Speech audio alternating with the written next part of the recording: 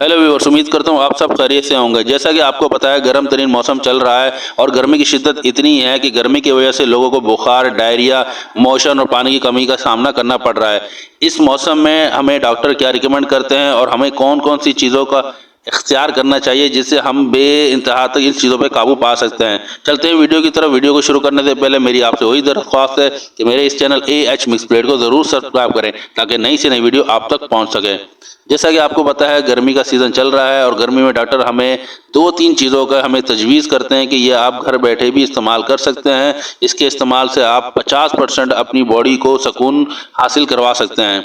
सबसे पहली चीज़ है ओआरएस। ओआरएस आप बिल्कुल इस्तेमाल करें। 1 से 1.5 लीटर पानी के अंदर ओआरएस का इस्तेमाल करें। आप पानी की जगह ओआरएस का इस्तेमाल करें ताकि आपकी जो बॉडी की पानी की कमी है उसको ये ओआरएस पूरा कर सके।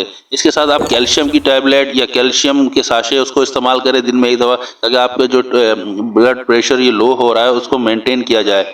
इसी तरह पानी का बेइंतहा इस्तेमाल करें।